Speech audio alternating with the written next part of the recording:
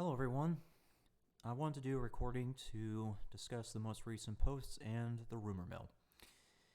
If there's a need for me to do a recording specific to the video cards, then I will, but for now I want to talk about this because it's interesting. The rumor mill and some posts have indicated that due to COVID and other factors, that the 3060 Ti and the AMD 6700 are going to be the end of the line for dedicated graphics. I highly doubt this, but I am going to entertain it, as there is a remote possibility for that to happen. If it does happen, it will present a really interesting hypothetical scenario. To understand that hypothetical scenario, I need to break down some things for you to understand. Let's start with video memory. For the longest time, 8 gigs of video memory has not been fully saturated. To my knowledge, there has only been a few games that would go beyond 8 gigs. That would be Metro, and I forget which version, plus Skyrim. Modded Skyrim, from what I've seen, has gone as far as 10 gigs of VRAM. Metro has gone as far as 11.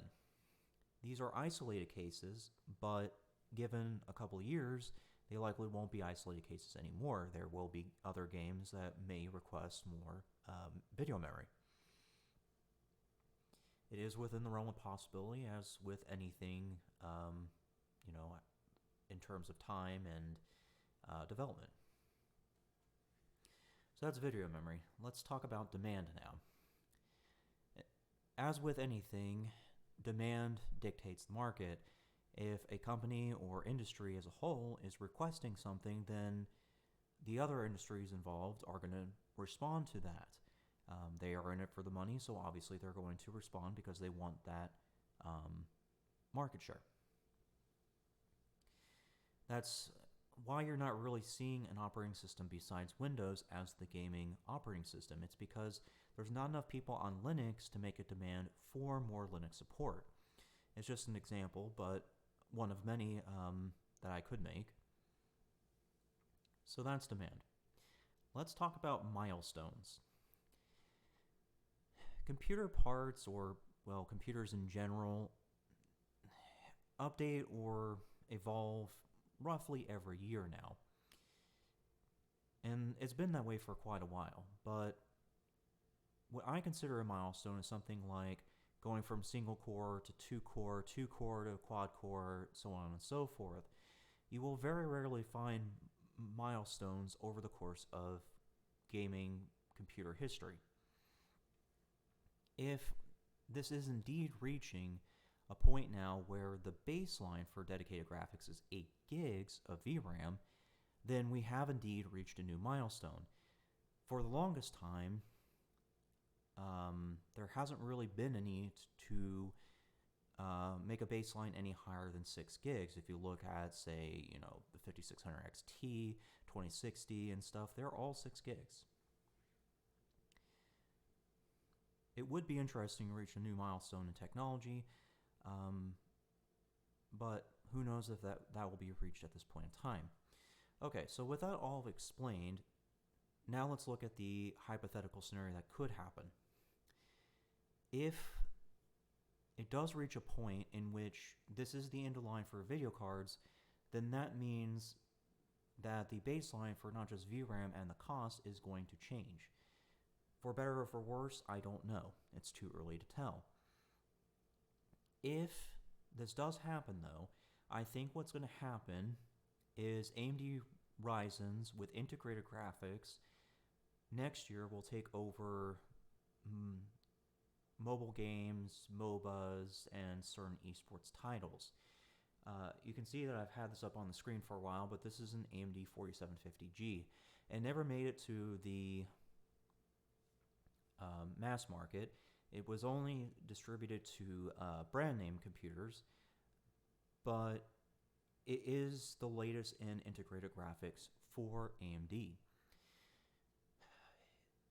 Finding benchmarks for the 4750G is a bit of a nightmare because for a lot of the testers out there, they did it with a dedicated graphics card in there, which I feel is a bad way to test it. If you're getting a 4750G, you're doing it for the integrated graphics, not to put a dedicated video card with it. At that point, it's not even valuable. You see, because the 4750G is roughly 10% performance lower than a 3700X. So if you are going to put a dedicated video card in there, then you should be using a 3700X, period, end of story. I'll ease up though. So looking at 4750G benchmarks without dedicated graphics, we can see that in certain titles like Battlefield 5, for example, it is pushing 60 FPS or higher. It does on occasion dip below 60 FPS, but nonetheless, it is pushing 60 FPS for the vast majority of the time. And that goes to show how far AMD Ryzen integrated graphics have gone. It's now handling AAA games at the 60 FPS mark. This is with high graphics from what I've seen. This is not low graphics, high graphics.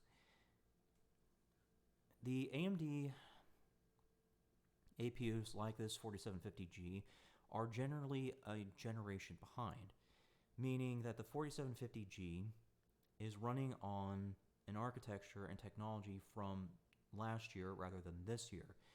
So by the time that you reach next year, then the AMD APUs are going to be using the technology and architecture from this year, 2020. By the time that happens, then we will be seeing it pushing past 60 FPS. When that point is reached, then I do predict that AMD integrated graphics will take over, as I said, MOBAs, mobile games, and certain esports titles. From that point, anything beyond what the 4750G or its future successor will be, if they can't handle a game, then it will need a dedicated graphics video card, which would be the AMD 6700 or the 3060 Ti in this particular scenario for 1080p. For 1440p, that's likely going to be the 3070, 6800, 600 XT. In a nutshell, that's my prediction, that integrated graphics will take over the lighter load and the dedicated graphics cards won't be available until you exceed the AMD Ryzen integrated graphics capacity. That's all I have to say on this matter. Thanks for listening.